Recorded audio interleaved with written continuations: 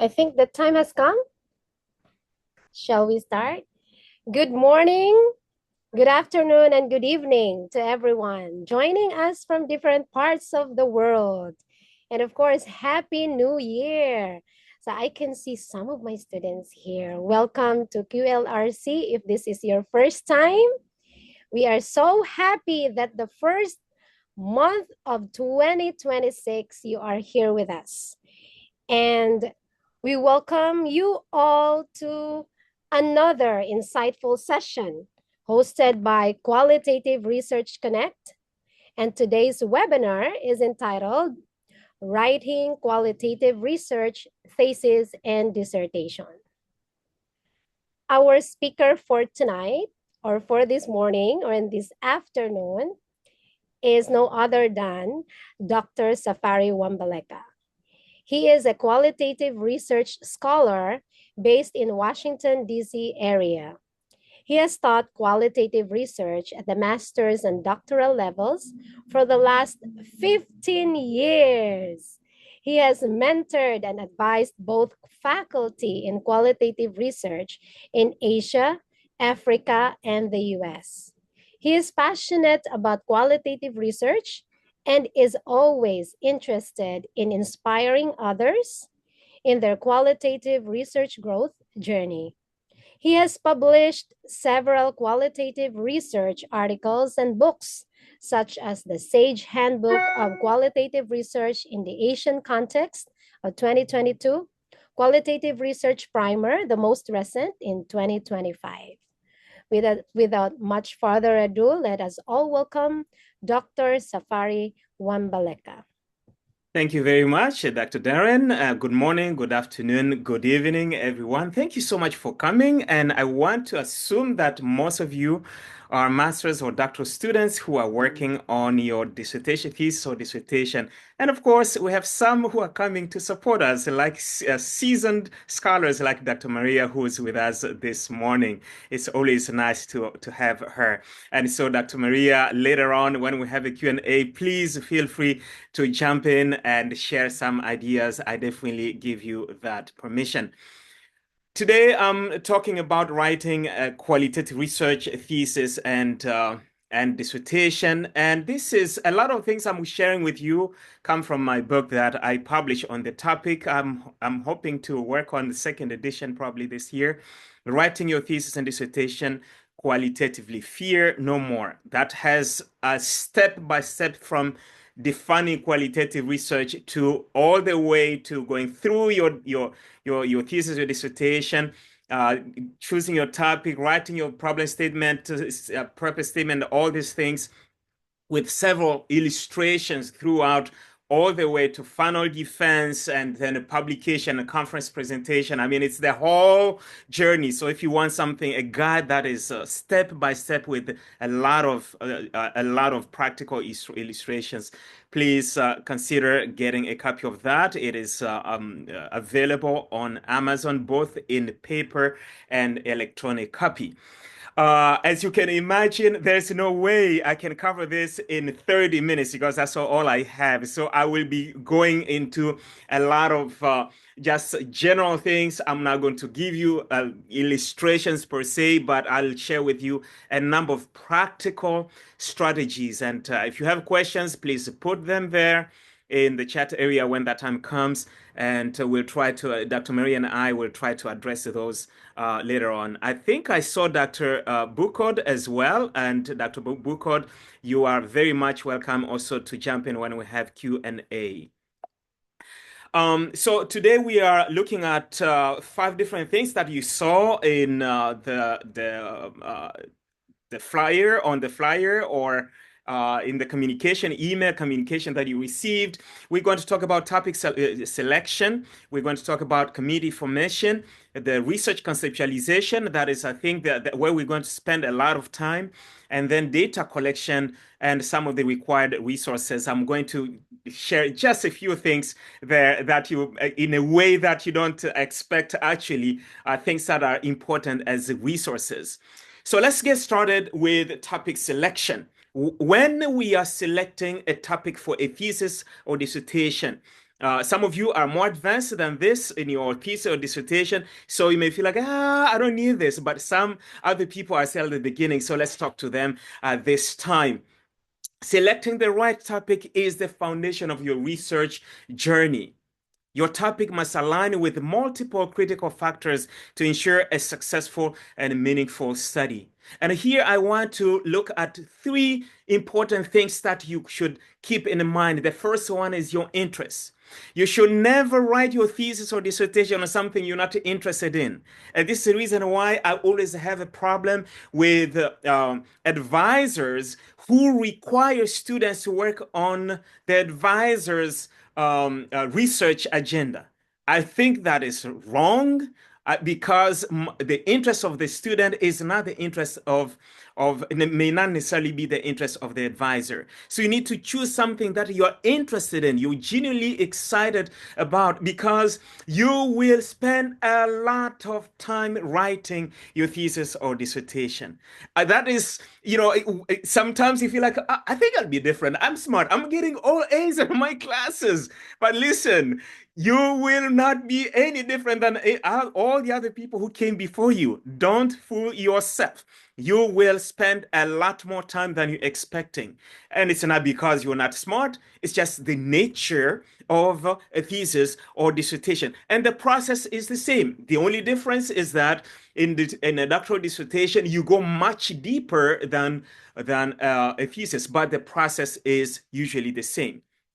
The second point, your topic needs to be relevant to your field, because you're writing your thesis or dissertation for your field. So even if you are interested in something like right now, here in the United States, we have just started the conflict with Venezuela, for example. It's a very interesting, exciting news. I may say I want to write about that, but hey, here I'm getting a master's or a PhD in education. It really has nothing to do with that. So even if it's exciting, it should not be something that I'm writing my thesis or dissertation in. The third thing, you need to think about something that people hardly think about. Think about what you want to be known for when you finish your thesis or dissertation. Because people will be inviting you to speak or inviting you to, to teach based on your expertise. When you're writing your thesis, you're writing your dissertation, you are making yourself um, an expert on what you're writing about. And so you maybe select a topic, say, I just want to do this and finish my thesis or dissertation. But when you're done, what are you known for? That is something that you have to think about. And of course, if you want to do it in a qualitative study, you want to make sure that the topic can lend itself to qualitative research. So let's look at something else here. The topic must be current.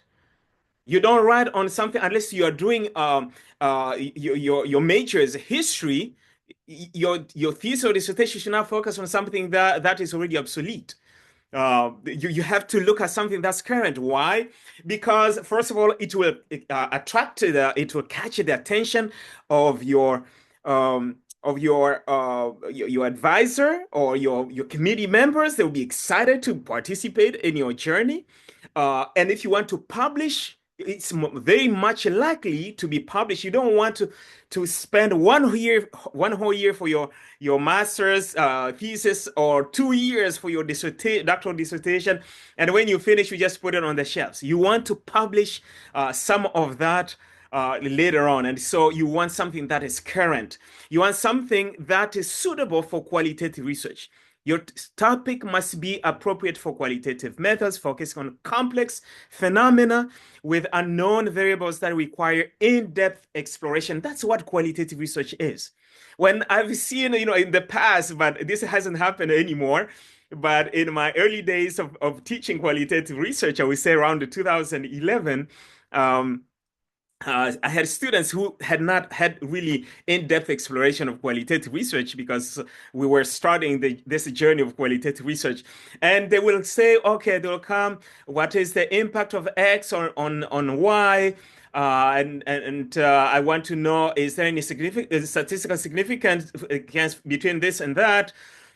And I'm going to do a qualitative research. It will be action research or case studies. Like, okay, what are you talking about? That is not, those questions are not for qualitative research. And so the nature of the topic itself has to lend itself to qualitative research. And how do we know that if it's a topic that is complex, we don't have specific variables? When you look at the topic or the problem, you find that it's a complex problem that doesn't have specific variables. And so if you are in that situation and you want to explore things in depth, you are in qualitative research. In that case, your topic is suitable. And I want to use the word doability here. Um, you choose something that's doable. You may find something that is very interesting, and you say, well, I'm going to interview university presidents from 6 continents. Um, yes, that may be manageable, but is it doable financially? Can you actually travel all those places to just do your thesis, to just write your dissertation? Probably not. Um, and you make it manageable many times for people, especially when you're working on their very first research study, which is common to thesis and dissertations. They want to solve all the problems of this world with their studies. Like I want my thesis or my dissertation to be the best ever, that to be the most comprehensive. All the problems that are related to this topic will be solved. Listen, work on something small, manageable, and finish. Then you can continue publishing, conducting more research on that topic from other dimensions after you're done. Your thesis or your dissertation is not an exit road, and I talk about that in the book. It's not an exit door. It is an entrance door. So basically, your thesis, when you have your final defense of your thesis or dissertation, you have just opened the door to your topic. And now you can do more research on that. You can publish more on that topic, or you don't consider it as an exit door, like, hey, I have defended. Now I will never look at that topic. Choose something that is manageable, and all the other things, leave them for the future or for other people. So the next step is to work on your committee. This is very critical, and that's the reason why I included it in today's talk. Because if you make a mistake in your committee selection, you will struggle somewhere. You are the one who will be struggling. And yes, I'm talking primarily to the people who are writing, not the people who are advising. So building the right committee is crucial to your success. Your committee members will guide, support, and challenge you throughout your research journey. Guidance is definitely something that we expect. We don't expect them to accept everything that we're writing. And please know that you will revise and revise and revise and revise again. You want people who will support you, people who are not going to insult you and say, why did you even do that? What's wrong with you? You don't want that. Yes, they will give you constructive feedback, but with courtesy. They will do it professionally, they will do it ethically without insulting you and demoralizing you. But of course, sometimes even if they're doing that, when you're the writer, you feel offended when they're asking you to do something. Oh, I have done my best, but have that open-mindedness. We're going to talk about it later again. They will challenge you. They will push you to your highest level of your effort. And so be ready to be challenged. And so you want people like this because you want to do your very best. Listen, your thesis is the highest academic project you'll ever do for your master's. Your dissertation is the highest academic project you will ever produce in your doctoral program. 10 years from now, you want to look at it and say, wow, I can't believe I was able to do it like this. I have kept my thesis, and even for my undergrad, my master's, my doctorates, I have kept them so that they can show me where I came from. And whenever I remember several years ago, I had a student who came to my office and was hard on herself. She was demoralized because we had been giving her feedback, constructive feedback to improve. She said, "It's like there's no hope. It's like there's no end." I said, "There's an end." She said, when I look at the feedback, it's like, how did I miss this? I should have already known that." I said, "Listen, I'm going to show you something." I pulled from my shelves in my office, I pulled my undergraduate thesis and I showed that to her. I said, um, "Can you believe I'm the one who wrote that?" She said, "I cannot believe, sir, that you could write like that because it's so." She couldn't say it's so bad. I said, "Yeah, it's very bad, isn't it?" She said, "No, I don't want to say that." I said, "The reason I'm showing you this is that we all grow. We all grow. Today, you may be afraid of, you may be amazed with what I'm able to do, publishing here and there, but I had humble beginnings just like everybody else. And so, if I went from that to being your advisor, you can definitely do it." And of course, that just got the student excited and continued working on her dissertation. So here are the things that you want to consider in all the members. This is applicable to all the members. Number one, they have to be people who are knowledgeable in their areas of expertise. They must be experienced in supporting students. I would it's nice to get people who have already been on other committees. I know that that's a challenge for new faculty, but it's nice to see if they have served. They must be driven by mentoring spirit, so that they are willing to mentor you. I have seen people who do not want to give feedback. They just say, "Oh, it's good, it's good, it's good." And then when you defend later on, they are there to destroy your work. You don't want that. They must be prompt in communication. I've heard of people who spend 6 months without ever giving feedback to students. If you know such a person, do not invite them to your committee. They must be compatible with you. That means preferably people who you have taken classes from. They must be compatible with each other. It is true. Faculty are human beings. They can fight each other, and you don't want to be between that. You don't want to be caught up in that fight. So just observe them. You see them working with each other. This is a challenge when you are taking your program fully online. You can never really know that because each one is teaching individually. And so on that part, you want to work with your mentor. Once you select your mentor or your advisor, then you want to ask them, "Hey, can you recommend the other two members?" And so because they will recommend you people that they are compatible with. And then make sure that there are people who are willing to share resources with you. I'm not saying that they're going to buy books with you or pay the subscription for you for the journal articles, but they can say, "Hey, there's this article that I think you should consider. There's this book you definitely need to read it for your thesis, your dissertation." And it's up to you, of course, to find that. The advisor, when you're choosing advisor, I am aware that in some universities you are assigned an advisor or you are assigned a committee, and I always believe that's wrong. You should be part of the process of forming your committee, and I hope you come from a university where you choose your own committee. So when you choose your advisor, make sure that it's somebody who's going to help you managing the process, will provide guidelines, policies, knows the policies, the templates, the structure, and organizational framework for your research. Somebody who will be a mentor, will offer you a wisdom and a guidance, and even give you professional development support through your academic journey, because you are not just doing it, writing a thesis or dissertation. They are going to help you to grow as a scholar, to grow as an expert in your field. And so that you'll find that a good advisor will always find ways to even bring you along, for example, to attend a conference or to speak at a conference.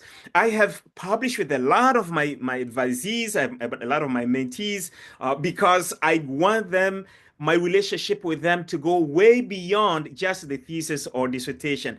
If I accept to be your advisor, it's because I want to be your mentor, not just for thesis or dissertation, but as a professional mentor to help you grow as a scholar. They will be there to help you solve problems, especially in your writing process, and not your personal problems, of course. They will be there as your cheerleader when you are down. And trust me, you'll get to a point where you're down. You feel like, I don't want to do this anymore. I want to quit. Or so, for 2, 3 months, you don't do anything. This advisor should be somebody who will reach out and say, wait a minute, I haven't heard from you for 1 whole month. What's going on? Give me an update of what is happening. Because then you know that you're accountable to that person. That somebody who will be your counselor. Sometimes when you're trying to do so many things and you're writing your thesis or dissertation, this person can tell you, you know what, maybe you should say no to certain things so that you can complete your thesis or dissertation. And this person will be your accountability partner to hold you accountable for the timelines, the deadlines, to make sure that you stay on course. The next one is the methodologist and, of course, the content expert. Usually on the committee, you want to have at least those three. Some universities will have more than that, but here we're looking at the minimum is those three. The methodologist must be somebody who has expertise in qualitative research and preferably on the design that you have chosen, the qualitative research design you have chosen to work with, whether it's case study, action research, grounded theory, and things like that. He or she must have personal experience in qualitative research. If somebody who has never conducted qualitative research study, they are speaking from just theory, and they may be missing a lot of important details. Somebody who is willing to provide guidance on qualitative research expertise, on qualitative research experts, and lead qualitative research resources. So they will know who are the experts on the design that you have chosen, and they will make sure that you have read and cited those experts. They provide guidance on in-depth qualitative research learning opportunities. Hey, I saw that you have issues with this. Hey, maybe you should attend this webinar that QLRC is giving next week on this or that. Watch this YouTube video that has this. Oh, take some classes on the QLRC or take this specific class in our university so that you know what to expect.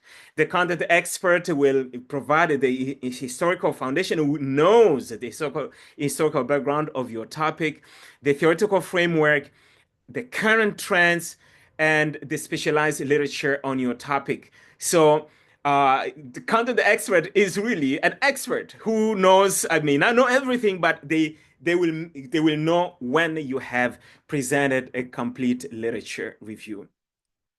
On the conceptualization, you need to select your topic. We talked about that. It has to be a complex topic with unknown variables, and you want to have a deep exploration. You need to identify the problem. What is wrong and who is affected? What is happening here? What is the problem? You need to state that out very clearly. And the purpose statement, how you'll address that problem. That's the purpose statement. And then the research questions, that is very well known, that will help you guide your exploration. So let's look at each one of them here. For the problem, the question that you want to answer to state your problems, what is wrong? What is the problem? Clearly define what the issue. The problem is that AI has disrupted learning and faculty do not know what to do with that. That's a problem. That's clear. One sentence. Of course, we will have many other sentences that are leading to that core statement. That core sentence must be somewhere in your problem statement. A problem statement would be 2-3 paragraphs, most likely, because you're starting with some background and then have that core sentence that clearly state what your problem is. Where is this found? Is this something that is affecting the profession or the practice within the field? Where is it happening? Is it in the classroom? Is it in a community? Is it in a university? Is it in a business? We need to know exactly where that is.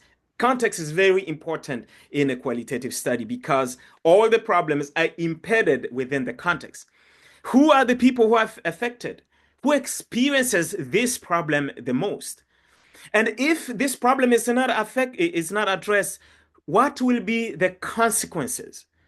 Because if the consequences are not a big deal, it's not a big problem. It's not a big deal. Therefore, we should not even worry about it. And what is the literature that is backing up this specific problem? What has been written? And I remember a student asking me, does the literature review of a qualitative study have to be only qualitative research studies? And the answer is definitely no. The literature review doesn't matter whether it's quantitative or qualitative research. You're just trying to create a foundation of your study. So you can cite quantitative, qualitative, mixed methods studies, as well as, of course, books and theoretical articles. The purpose statement: how do you want to address the problem? What do you want to achieve? And what do you want to do as your advocacy? Um, what are you going to do to empower people? What is driving you to change people's lives? That is your advocacy that has to be addressed in your purpose statement. The types of questions, we have heard that it's why, how, what. Those are the three main questions that we ask in qualitative research. And the number for your thesis dissertation, I have seen from personal experience that somewhere between 4 and 6 questions tend to be the normal range of questions. And please do not use sub questions when you have your qualitative research questions. They're just one question at a time and not subsections. How do people do this in a matter of A, this, B, that, C, that? No, no, that's quantitative research thinking. Don't bring it to qualitative research. The first question should help understand the problem, the research problem. For example, how do research participants describe their lived experiences in integrating AI in their teaching? You see, that question is helping me understand the problem, because then the last one will be the solution. I will have other questions in the middle, but the last one will generate the solutions. What are the best practices in integrating AI in teaching in public university? That question will help. I will have interview questions that will generate those solutions. And so if I don't see these questions, the first one to help me to help understand the problem, because my understanding is limited just from the literature, but it's not coming. There will be a lot of details, intricacies that are coming from the participants that I didn't know. You make sure that the questions are aligned with your qualitative research design and also with the problem statement that you started with. On the theoretical framework, you make sure that you have 1 to 4 theories in your field. If you have usually more than that, it becomes cumbersome. Again, this is from personal experience that I've seen, both from my personal research and also from many of my students. Somewhere around there, you find that it's a pretty good number. You need to synthesize each theory and then connect each theory to the proposed study. Once you have done that, you have written your theoretical framework. We are not talking about philosophical underpinnings, which you find in chapter 3 in your methodology. This is theoretical framework, and some people have confused students with that. It's better to distinguish those two so that students are not confused. You need to choose your research design, and that as when you're writing a qualitative research study, you need to make sure that you have identified that. Is it a case study? Is it a phenomenology? Is it ethnography? Well, if it is a phenomenology, why is it a phenomenology? And which type of phenomenology is that? A specific type needs to be stated. Sometimes you may have a combination of designs. If you want to do this, please understand that you will be expected to know you know a lot on those different designs. It's not necessary to combine the designs, but if you have to do that, please know that you'll be accountable to the different designs. You need to have in-depth knowledge of the selected designs, and you need to cite the expert sources on those designs. On the data collection, you need to use qualitative research methods and sampling. Do not use random sampling, for example, because that is purely quantitative research. On the data collection, you need to develop your instruments. If you're going to have interview, you have to have interview guide. If you have to have focus group discussion, you have to have those questions and how you're going to go with that. If you're going to have document analysis, please have maybe a template that you're going to use to analyze those documents, because that is how you're going to do your work effectively and efficiently. Make sure you validate those instruments by asking two or three, at least three people usually, three people who are experts either in qualitative research or in the content area to look at the instruments and give you feedback. And trust me, even if you have done this several times, you will still find things from people who are really serious about what you're asking them, who will give you constructive feedback that will be useful for you. The last point is triangulation. I would say maybe, with the exception of phenomenology, we expect that you'll have triangulation. Phenomenology, of course, you can still use triangulation, but you'll find some phenomenological studies that use only interviews because phenomenology tends to just be strong with interviews than anything else. But all the other designs, I would say you must make sure you have at least three sources of your data. There are other types of triangulation, but we are not going to talk about them today. We are starting micro-credentialing programs on February 1, most likely, and you will have opportunities to look into many different things, and even a triangulation to look at the different types of triangulation. When you are collecting your data, make sure you spend enough time in your data collection, not just spending 10 minutes, 15 minutes. Make sure what you're planning is affordable. Make sure you work on the ethical considerations because in qualitative research, you will have a lot more to deal with than quantitative research. Make sure those informed consent forms are prepared, and what to expect in the community. Maybe in a community where you don't live, they have their own ethical practices there that you have to think about.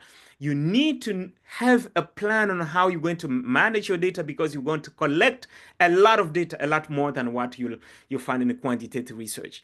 And you need to think about your safety and the safety of participants because you will be talking and spending a lot longer time than we spend in quantitative research.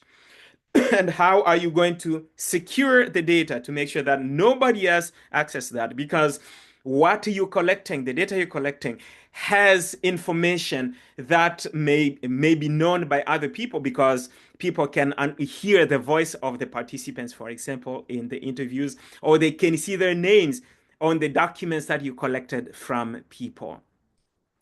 The last one here, and then we'll get to the Q&A. The required resources, and these are resources that you are not thinking about actually. The first one is time management. You need time. You need to set aside time for your writing because you're going to spend a lot of time writing. Don't write only using the leftover of all the time that you had. If you spend 3-4 hours on social media, cut it down to 1 hour a day instead of 4 hours a day. If you spend 2 hours chatting with friends, please cut down that to 20 minutes. and you'll find yourself creating a lot of time. Allocate time for writing. Have timelines and deadlines, and schedule your breaks. If maybe once a month you'll go out to your family to the beach or something like that, and that weekend you'll just be off. For the physical resources, make sure you have a dedicated workspace so that whenever you are sitting there, you know it's writing, serious business. Many universities will have cubicles or offices even for doctoral students when they're writing dissertations. If you have that in your university, use that. The technology and the tools that you're going to need, please think about them. The library access, both a physical access and digital access. Think about your support system. Friends and family, they will support you. Some will be annoying. Make sure you cut that down. And others will be supporting you. They'll be cheerleaders. Or you can say, hey, you're very good at writing. Can you please edit my chapter? Befriend your librarian and the IT people because they will help you a lot. Spend time with them. And think about your peer networks as well, some people who may help there. Make sure you are patient. This is a journey of patience. It builds your character as far as patience is concerned. This journey takes time. And every time you will submit, you will be told, this needs to change. This one needs, you have not addressed this. And yet you thought you had done everything. You need to be humble. If you're going into this thinking that you know it all, you will be in for a serious surprise. So, in the concluding, you need to think qualitatively. Don't think quantitatively, especially if in your previous degree, you did quantitative research. You may tend to think quantitatively. Please change your mindset and think qualitatively. A good thesis or dissertation is a completed thesis or dissertation. So don't try to impress anybody. Don't write to impress. Write to complete your thesis or dissertation. Make this your best academic work because it is. That is the highest level of work that you'll ever do. And last, align various parts explicitly from the problem, the title, problem statement, research problem, purpose statement, and research questions and design. We need to see an alignment with all those different parts because the moment you miss that connection, something goes wrong, and you'll find your committee members on top of things. So I wish you the best in your scholarly journey. And I want to invite you, if you are writing your thesis or dissertation, to prepare to join our micro-credentialing program that is starting on February 1. You'll be receiving communication about that. There'll be courses that you take online. They are designed by experts from different parts of the world. They will be very interactive, straight to the point, and you don't want to miss that. There will be things on thesis writing. We have things on data collection, different designs, and trustworthiness and ethical practices, all kinds of things. And so get ready for that. The launch is February 1. Please do not miss that when you see that email coming. And with this, we're ready for questions and answers. Thank you so much. Thank you so much for a very informative topic on writing a qualitative research thesis and dissertation. So may I request everyone, and I can see that they have a lot of questions already. To those who would like to ask questions, please write your name, where you're from. You may write your institution you're affiliated with, or the place. Oh, I'm sorry about that. Is it on my end? Okay, so let's go to the first question. First question is from Dr. Genevieve. Okay, so you were asked to answer questions and you were the first to ask to answer, but you were the first to ask questions. Okay, what is a good timeline for the completion of a qualitative thesis? Wow. For a master's thesis, I would say somewhere between 9 months and 12 months. That is doable for a quality qualitative research thesis. I've seen people trying to push it in 6 months. The quality will not be right. I would say the minimum will be 9 months, unless yeah, there'll be exceptions, but 9 to 12 months. And for a dissertation, I would say 12 months to 24 months is about right. If you go beyond 24 months, you know that you are dragging. If you're trying to do it before in less than 12 months, it's doable, but it's not easy. It is quite difficult to do that. I totally agree. You're a superhuman if you do that thesis 6 months for qualitative research. Are you still sleeping? Okay. Next question. Hold on. The Yep, yep. goal is to allow me, if you may try not to unmute yourself, that will appreciate that because I discovered it's coming from you. Please do not unmute yourself. Please keep that muted. Thank you. Oh, thank you. Okay, thank you. For the next question from Mariam Remen. What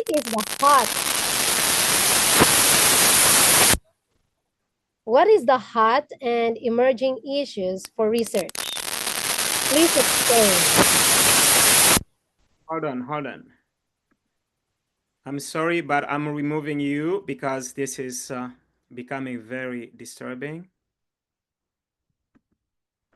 All right, let's do that. Let's continue. Should I repeat the question because Yes, please. I was interrupted? Okay, what is the hot and emerging issues for research? Please explain. Okay, now I don't know about that. There are two possible answers to this question. One is you look into your field because we come from many different fields. So look at the most recent publications in your field. That would be, if you're looking at the topic for research, that would be the answer to that. Talk to your professors yeah, and ask them what are the things that are happening. Look at the conferences in your field, the themes that the conference themes. That's where you get to see the most trending issues. So publications and the conferences, and talking to your professors. But if you're talking about qualitative research, of course, the main thing right now is AI use in qualitative research. That is a trending thing, and ethics never stops. Dr. Maria, do you want to add something, the trending things in qualitative research? I agree with Dr. Safari. So the actual content topic might be different, but I still think globally, thank goodness, being framed by any kind of equity or Mhm, inclusion or how to help marginalized people specifically in that area continues to be more than a hot topic. It's something we just have to do, and journals are very interested in it. mhm, mhm. Thank you so much. Oh, thank you. Yeah, next question from Ariel Ramos. I think this is from Philippines, Dr. Ariel. How does a researcher's chosen theoretical paradigm and inherent positionality, including their biases and experiences, inevitably shape the initial formulation of the problem statement? Okay, give me a minute. We have we have a question before that, but let's address this one. Mhm. Um,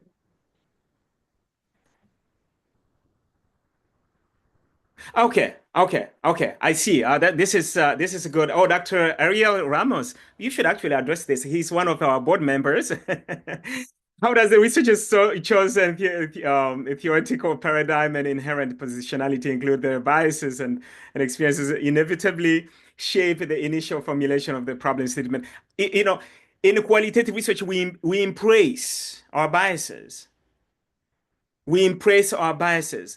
And so uh, I would say the theoretical, I think here you're talking about the philosophical underpinnings here, because you talked about theoretical paradigms. So you're talking about theoretical, philosophical underpinnings. How does this inevitably shape the initial formulation of the problem? I would say it's the other way around. It's the other way around. Um, it is true that our biases may shape our problem, but the philosophical underpinnings, we state that later on when we have already a problem. Uh, when you want to work on a research study, you identify a problem. Say, oh no, I've noticed there's a problem here. Before you even think about your what is driving that. Once you have the problem, then you say, okay, what is going to lead? How am I going to design this study? How am I going to conduct it? Am I going to look at it from interpretivism? Am I going to look at it from constructivism? Am I going to look at this from a critical theory perspective? That comes later. But yes, this can be influenced both the selection of the philosophical underpinnings and the selection of your problem can be driven by your biases. And biases basically is your perspective, your lived experiences, what your belief system. That is really your bias, the lenses through which you see the world. And so uh, we cannot, and many books will tell you this, qualitative research is not value free, it's value laden. And so we bring ourselves into qualitative research. That's why we say qualitative research, a qualitative researcher is an instrument. Why? Because you are bringing in your philosophical underpinnings, your past experience, your belief system is helping you, is shaping how you're conducting your study. But how do we make sure that that doesn't affect our study per se? That is the issue of trustworthiness. And we have a whole course on that. And Dr. Maria is actually designing that course on trustworthiness and ethical practices. I had seen the hand of Dr. Genevieve. Let's hear from her. And I will allow Dr. Maria to add something. Dr. Safari, I was going to say something, but you said it. You mentioned critical race theory, and in terms of how the philosophy would influence how you see the problem. So when we look at critical race theory or DEI or any other meta-narrative, for example, how many genders are there, right? Our view on that would determine whether we see something as a problem or not. So if I am more liberal, I would say, well, the two genders is a problem. So my philosophy shapes how I view that problem. But if I am more traditional, I would not think the two genders are a problem. And so my philosophy definitely is going to shape that. And similarly, just my positionality, which is the same, my views on different things, my culture is going to influence all of that. So it's definitely going to influence how we see what we see to be a problem. And one other thing I just wanted to add with how do you come up with a topic? Because I really feel strongly about this. I find that this community is a really amazing, powerful community with the webinars and the consultations. And so definitely ensure that you're part of QLR Connect so that you can always be open to these new emerging qualitative research trends. Thank you so much. I fully agree with you, Dr. Genevieve. I appreciate that perspective. Dr. Maria, do you want to add something? I was thinking about the course I'm developing also. I had the privilege to develop the micro-credential course on ethics and trustworthiness. And so the thing that really ties them together for me, excuse me, is reflexivity. So building on what both of you said, when we try and think about bias, this of course is perspective, negative or positive. We try and do that reflexively throughout the whole process. And so I'm even trying to build in some very new kinds of reflexivity. So I'm seeing one called technological reflexivity. So as we work with things like AI, how do we keep our active engagement with it so we can be ethical? So you see the tie between the two areas, which then makes our research more trustworthy. Thank you so much. Very interesting, eye-opening. I can see the need of a technological reflexivity. That's something that we have to think about as well. Thank you so much. Okay, so there is a follow-up question on that question of Dr. Ariel. It's from Burns Andre. In which section should I include the philosophy of qualitative research? Should I place it in the theoretical framework or in the methodology section of the study? Yes. If I would like to understand the perception of people, can I use phenomenology? Yes. Thank you so much. If we are able to distinguish the philosophical underpinnings and the theoretical framework, the theoretical framework tends to be in chapters 1 or 2 because it's basically part of the literature review. And so you'll find that most universities put that in chapter 1 or 2. You are looking at the theories within your field. Okay, that is where you'll find that. But if you're looking at philosophical underpinnings, and some people have mistakenly called that theoretical framework, but it's not. If you're looking at philosophical underpinnings, then chapter 3, the methodology, that's where it should be, because you are you are looking at the philosophical background of the design that you are looking into, and so it tends to be in chapter 3. But follow what your university requires, because that is the safest way to go. I totally agree. Yes, Dr. Safari, the same person. If I would like to understand the perception of people, can I use phenomenology? Um, if you want to understand the perception of people, phenomenology is not perception, because you can use a quantitative study to understand the perceptions of people. Phenomenology is about lived experiences, usually intense experiences of people, of a group of people who experience the same thing, and you want to understand the deep meaning of that lived experience, those lived experiences.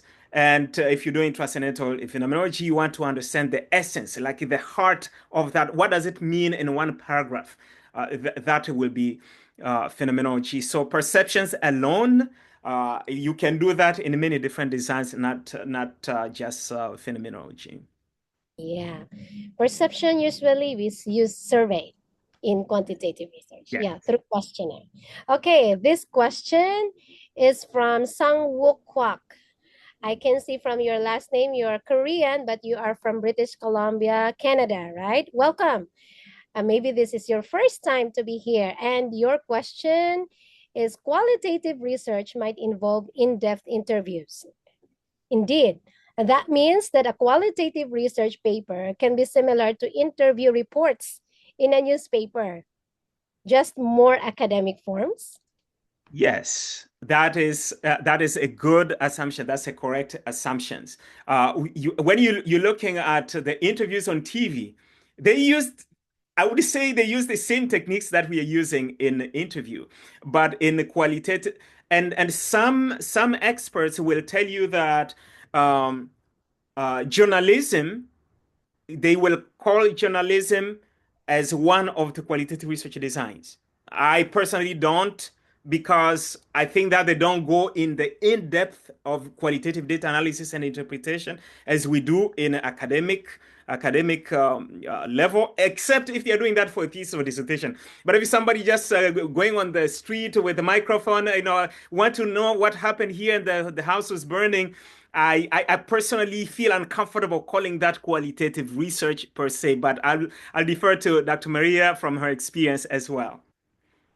I think probably we pool on it, but I agree there's a big difference. I think about times I've been interviewed for the newspaper or something. One time I said, "May I see that ahead of time because it was controversial?" And they said, "No, you will see it when it comes out in the paper."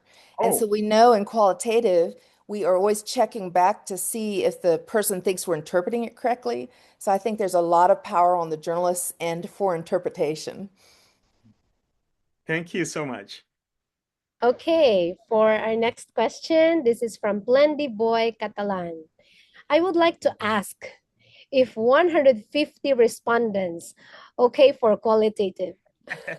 Good question. Good question. No, it's not, unless you have a grant of $1 million and you have many research assistants who will be working with you, and it's a very complex study that you're working on. The design that requires the largest, and if we're talking about thesis dissertation only here, the design that requires the largest number is grounded theory, and it varies from different experts. It will tell you somewhere between 30 and 50 participants will be enough for grounded theory.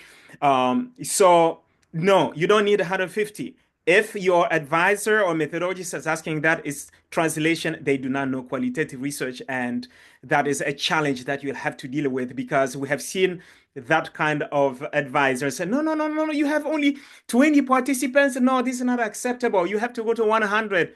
No, you don't need to go to 100. So the way you address this is once you choose your design, please find out from the readings of that design how many participants are acceptable or are required for that design. Each design has it has the number. Case study, for example, you find 5 to 12 will be enough. Phenomenology, a personal experience, and some of the writings, 8 to 15, you'll find the phenomenological study, you can already have good data. But what you do is to go to an expert source and quote that. Here is what the expert says, and that's why I'm using that. Otherwise, 150, you'll spend 10 years or more writing your thesis or dissertation. Thank you so much for that very clear response. Yes, don't make a wrong move and suffer forever not finishing your dissertation or thesis. Next question is, oh, I think this is the last. It's already 8:57. What is the difference from Dr. Ismail Talili? What is the difference between a qualitative thesis and a qualitative dissertation in terms of depth, breadth, and contributions? I think you have addressed the question in a way. Yes, depth, the dissertation is deeper than a thesis. I'm not going to try to give you the numbers, but my book tells you the number of pages that are expected on average, but follow the standard of your university.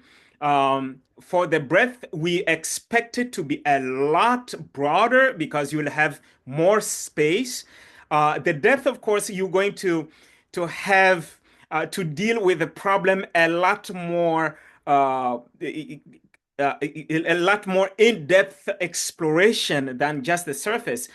Because you are expected to know more from the literature review.